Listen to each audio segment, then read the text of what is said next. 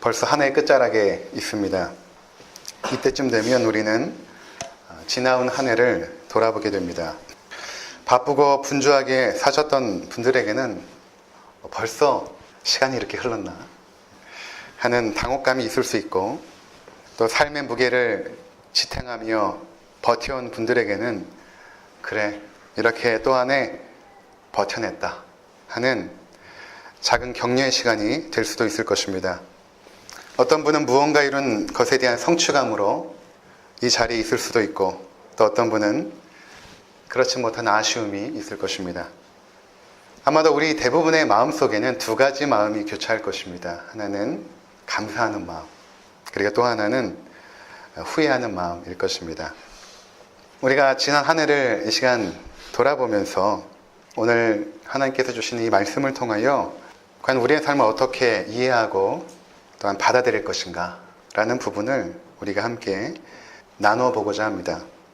이 전도서는 지혜의 말씀이죠. 하나님께서 그분의 지혜를 솔로몬에게 주시고 그가 하나님의 지혜를 받아 쓴 책이 바로 전도서입니다.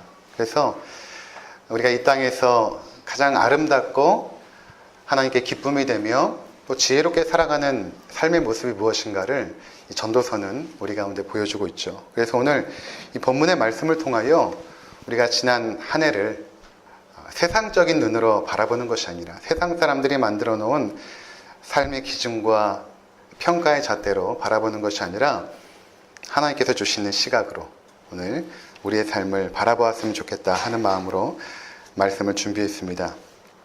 첫 번째, 오늘 본문을 통해 우리가 나눌 내용은 우리의 삶에는 때가 있고 그때는 하나님이 주관하신다라는 것입니다.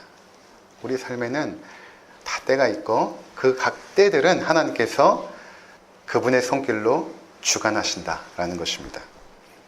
본문은 인생의 만사가 때가 있음을 가르쳐 주죠. 날 때가 있고 또 죽을 때가 있습니다. 또 심을 때가 있고 심은 것을 뽑을 때가 있다고 말합니다. 여러분, 우리에게 사랑하는 자녀들이 하나님께서 주신 선물로 찾아왔을 때가 있었습니다. 그런데 한 명, 두 명 자기의 갈 길을 따라 떠나갑니다.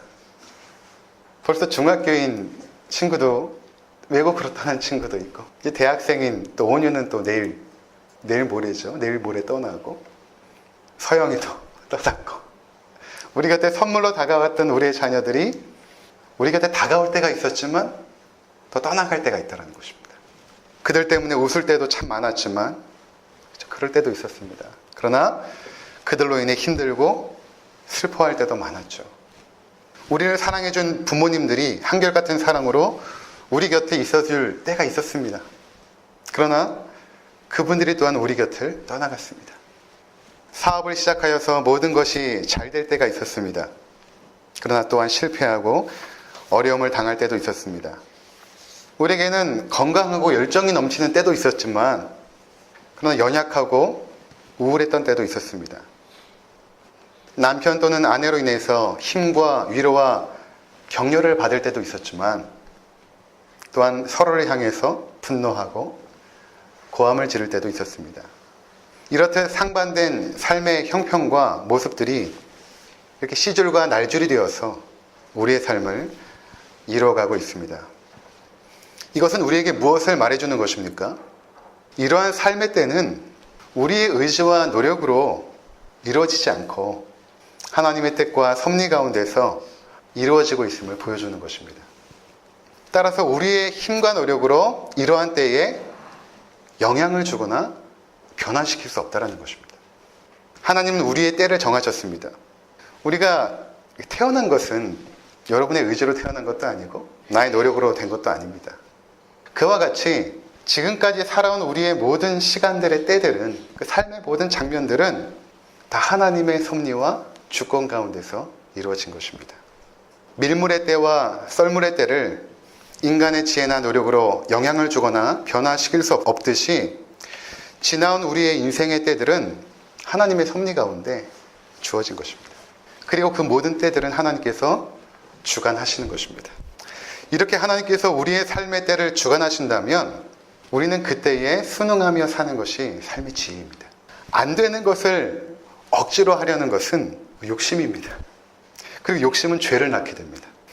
하나님께서 그러한 때를 허락하셨다면 그러한 상황과 환경에 맞추어서 우리는 순응하며 사는 것입니다. 이것이 오늘 말씀이 우리 가운데 주는 지혜인 것입니다.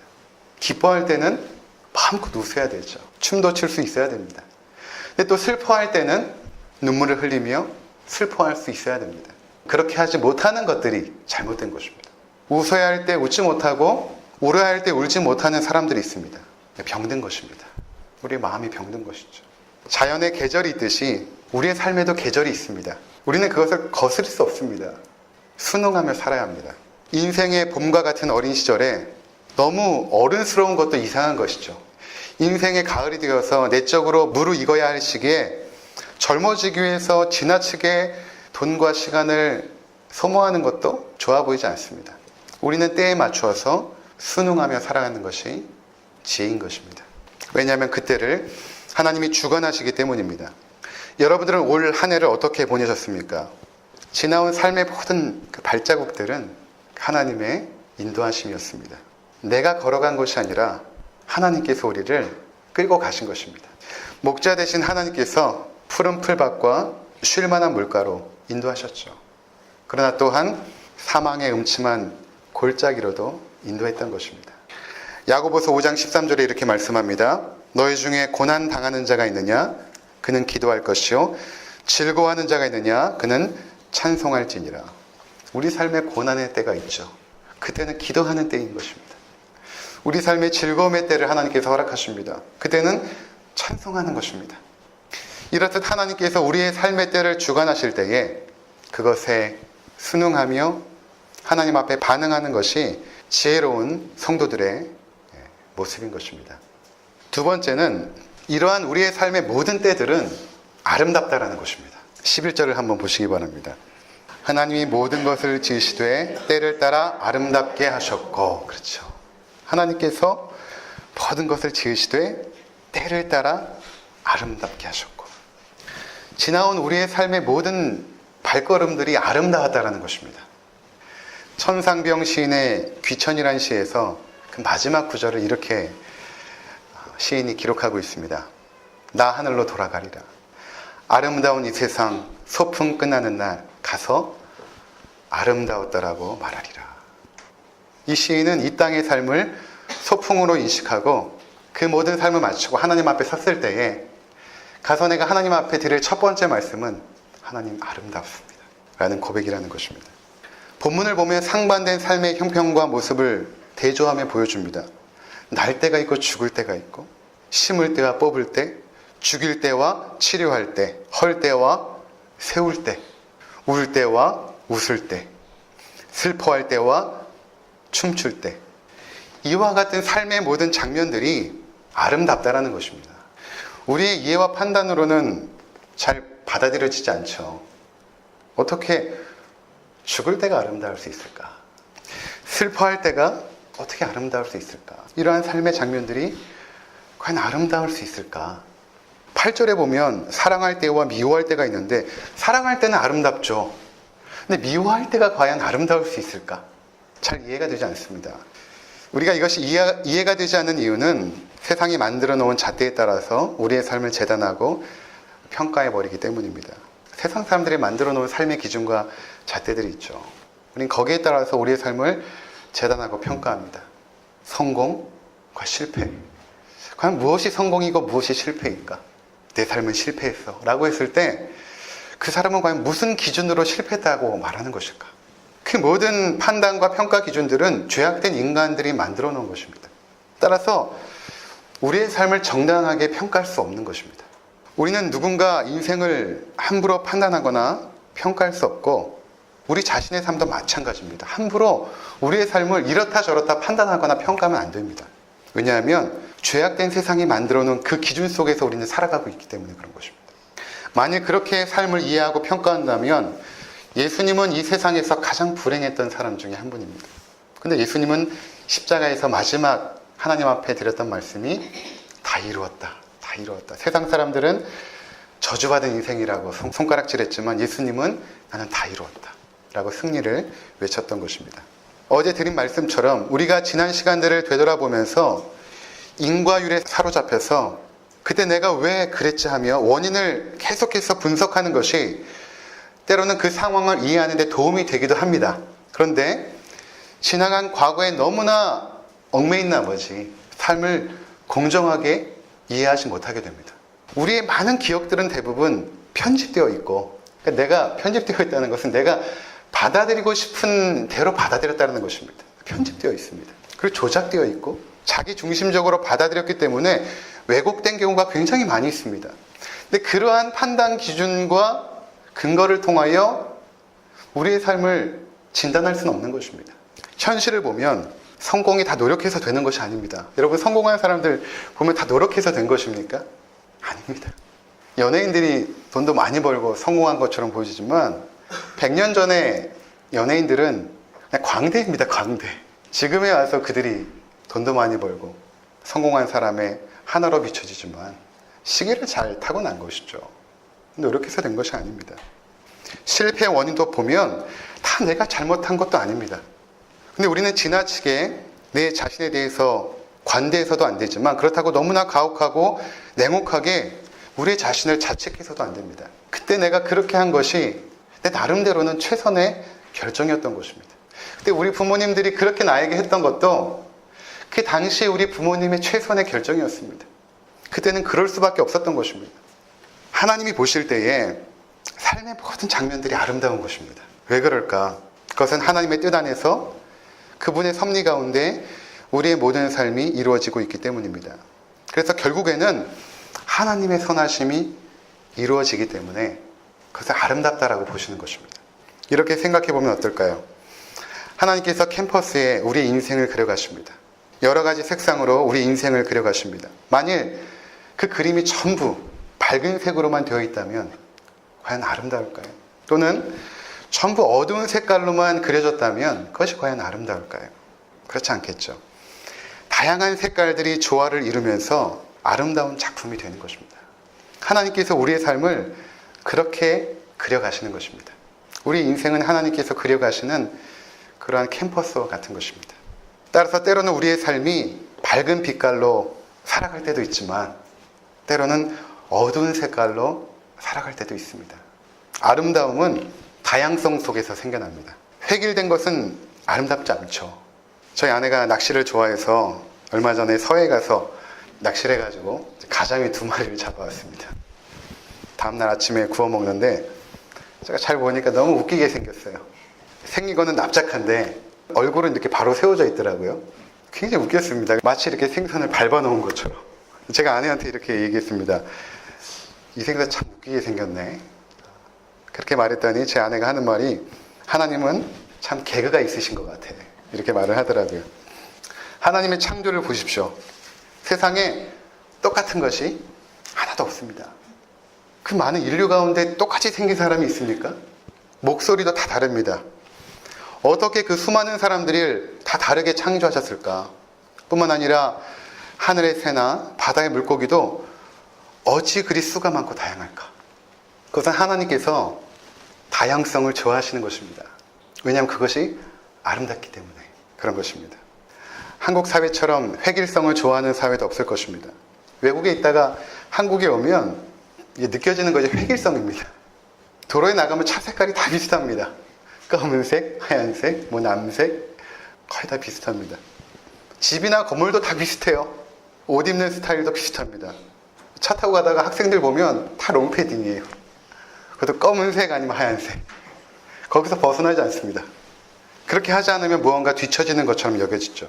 이러한 획일적인 문화에서 튀는 것은 곧 왕따를 자초하는 일입니다. 사람들 보면 대부분 한국 사람들은 아파트에 살고 싶어 하죠. 그래서 아파트에 들어가 보면 그 인테리어도 거의 똑같습니다. 거실에 TV 있고 맞은편에 소파 있고 거의 똑같아요. 우리는 알게 모르게 우리가 추구하는 삶의 방향과 그 모습이 획일화되어 있습니다. 거기서 무언가 튀거나 잘못하면 불안하기도 하고 잘못 사는 것처럼 느껴지기도 하고 때로는 실패한 것처럼 느껴지기도 합니다. 근데 하나님의 말씀은 무엇입니까? 여기 한번 22절을 한번 보시면, 그러므로 나는 사람이 자기 일에 즐거워하는 것보다 더 나은 것이 없음을 보았나니 이는 그것이 그의 몫이기 때문이라. 여기까지 보겠습니다. 무슨 말인가 하면, 세상에는 다양한 삶의 모습과 형편들이 있고 그것들이 다 아름답기 때문에 자신에게 주어진 일에 대하여 즐거워하는 것이 가장 좋은 것이라는 것입니다. 그 다양성 속에서 자기가 현재 하고 있는 일, 그 일에 만족하며 즐거워하는 것이 가장 좋은 것이다. 이것이 가장 지혜로운 삶이다 라고 말씀하고 있는 것입니다. 왜냐하면 여기 보니까 그것이 그의 몫이기 때문이다. 그것이 그의 몫이기 때문이다. 그의 몫이라는 것은 무엇입니까? 하나님께서 우리 각 사람에게 주어질 그 분량들을 정해 주셨다는 것입니다. 근데 만일 이것에 대해서 원망하거나 불평하면 어떤 것입니까? 그것은 하나님에 대한 원망이며 불평인 것입니다. 내가 너희에게 작은 평수의 그 몫을 주었다면, 작은 평수의 집을 너희의 몫으로 주었다면 너희는 그것에 기뻐하고 만족하며 살아라. 그것이 너희 몫이다. 꼭 넓은 평수의 아파트에 살아야만 되는 것이 아니라는 것입니다. 작은 집도 얼마든지 예쁘게 꾸며놓고 행복할 수 있습니다. 그것을 목표로 삼지 말라는 것입니다. 지금 현재 주어진 것에 즐거워하며 기뻐하며 만족할 때 그것보다 더 나은 삶이 없다.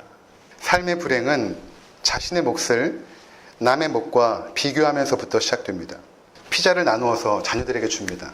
좀 큰 것이 형에게 갈 수 있고 작은 것이 동생에게 갈 수도 있습니다. 똑같이 피자가 잘라지지 않았기 때문에.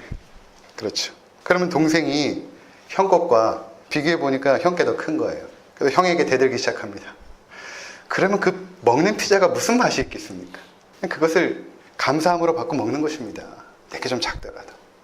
우리에게 주어진 몫에 대하여 감사함으로 받으셔야 합니다. 그리고 그것을 즐길 줄 알아야 됩니다. 성경이 말씀하지 않습니까? 그것을 즐거워하는 것보다 더 나은 삶은 없다. 세상에는 많은 것을 가졌으나 즐기지 못하는 불행한 인생이 있죠. 근데 작은 것에 만족하며 즐길 줄 아는 멋진 인생도 있습니다. 어떤 사람은 참 별로 대수로운 일도 아닌데 어떻게 보면 좀 초라한 일 같은데 그 일에 자부심을 가지고 전문성을 가지고 탁월하게 그 일을 해내는 사람들이 있습니다. 정말 멋있는 것 같아요. TV에 달인이라는 프로그램을 보면 그런 분들이 나와요. 별거 아닌데 탁월하게 그 일을 해내고 자부심을 느끼는 그분들 보면 정말 멋있고 그 일을 즐길 때에 참 저보다 나은 인생은 없겠다. 근데 우리는 그것을 자꾸만 비교하여서 우리의 삶의 초라함을 자꾸만 느끼며 스스로 불행을 자초하는 것입니다. 12절과 13절을 한번 보시기 바랍니다. 함께 읽도록 하겠습니다. 사람들이 사는 동안에 기뻐하여 선을 행하는 것보다 더 나은 것이 없는 줄을 내가 알았고 사람마다 먹고 마시는 것과 수고함으로 낙을 누리는 그것이 하나님의 선물인 줄도 또한 알았도다. 그렇죠. 우리의 몫을 받아들이고 그 속에서 기뻐하며 또한 선을 행하며 살아가라는 것입니다. 사랑하는 사람들과 함께 먹고 마시고 우리의 수고의 몫으로 낙을 누리는 것이 하나님의 선물이라는 것입니다. 기독교는 금욕주의가 아닙니다. 하나님이 우리에게 주신 그 분복을 마음껏 누릴 때 하나님도 기뻐하시죠. 우리 부모들이 가장 기쁘고 행복할 때가 언제냐면 자녀들이 행복한 순간을 바라볼 때입니다. 하나님도 마찬가지죠. 우리에게 주신 그 삶의 때들, 그것이 때로는 눈물의 때일 수도 있고 아픔의 때일 수도 있지만 그 형편을 감사함으로 받아들이고 만족하며 살아갈 때에 하나님 그것을 아름다움으로 보시고 그것을 가장 지혜로운 삶으로 여기신다는 것입니다.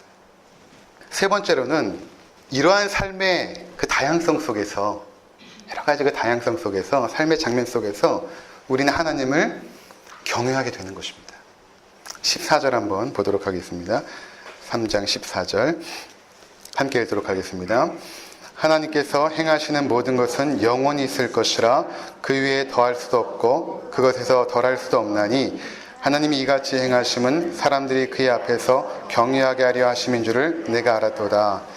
여기 14절에 하나님께서 행하신 모든 것은 이것은 이 앞에 나왔던 그 모든 삶의 장면들을 말하는 것입니다. 그 다양한 장면들. 그것들은 너희가 더할 수도 없고 덜할 수도 없다. 너희의 힘과 지혜와 노력으로 그 하나님이 정한 그 모든 때들을 너희가 변화시키거나 영향을 줄 수 없다는 것입니다. 그렇기 때문에 너희는 그 상황 속에서 어떻게 해야 되는가? 여기 보니까 그의 앞에서 경외하게 하려 하심인 줄을 내가 알았도다. 그래 말이에요. 그런 삶의 모든 장면 속에서 우리는 하나님을 경외하는 법을 배워갑니다. 여러분의 삶이 항상 기쁨으로 충만해 있다면, 항상 좋은 일들만 가득해 있다면 어쩌면 우리는 하나님을 경외하는 법을 모를지도 모릅니다. 왜 하나님께서 아담과 하와의 타락을 허용하였을까? 하나님께서 완벽하게 창조했는데 아담과 하와가 타락하여서 하나님께서 내가 만든 이 아름다운 세상을 저들이 망쳤구나 하고 계획을 변경하여서 예수님을 보내주시고 우리를 구원하신 것이 아닙니다. 하나님은 이미 창세 전에 그들의 타락을 이미 알고 계셨습니다. 그렇다면 왜 인간에게 그러한 타락을 허용하였을까? 왜 그랬을까요, 여러분? 왜 하나님께서 우리의 그 타락을 막지 않으셨을까? 하나님이 지혜가 부족해서도 아니고 전능함이 없어서도 아닌데 왜 그렇게 하셨을까? 우리 슬픔의 장면을 통하여 하나님을 경외하는 법을 배워갑니다. 우리는 죄악된 그 가장 밑바닥의 순간에서 하나님을 예배하는 법을 배워갑니다. 여러분 인생을 돌이켜 보시기 바랍니다. 여러분이 하나님의 그 가장 그 뜨거운 사랑을 그 중심 가운데 깊숙이 느꼈을 때가 언제입니까? 행복하고 좋은 일들이 가득했을 때입니까? 아닙니다. 내가 가장 밑바닥에 있을 때, 나의 삶이 가장 처절한 고통으로 나 홀로 눈물로 지새는 그 밤에 그 마음속 깊은 곳에서 하나님이 나를 사랑하시는구나, 그 경외하는 법을 배운 것입니다. 우리가 그러한 삶의 여러 장면 속에서 내 삶을 붙들고 계시는 하나님의 손길을 경험했던 것입니다. 한 해를 보내면서 우리 삶의 다양성 속에서 아름다움을 창조하신 그 하나님을 우리는 찬양해야 될 것입니다. 또한 새로운 한 해를 맞이하면서 또 어떻게 하나님께서 나의 삶을 아름답게 하실지 우리는 기대할 수 있습니다. 이제 우리는 우리의 삶을 항상 좋은 일들만 가득한 것이 아니라 때로는 눈물의 골짜기도 허락하실 때 그것을 두려워하거나 염려할 필요가 없죠. 그 순간에도 하나님의 손길을 붙잡고 있기 때문입니다. 사망의 엄청한 골짜기를 다닐지라도 해를 두려워하지 않는 것은 주께서 나와 함께 하심이라.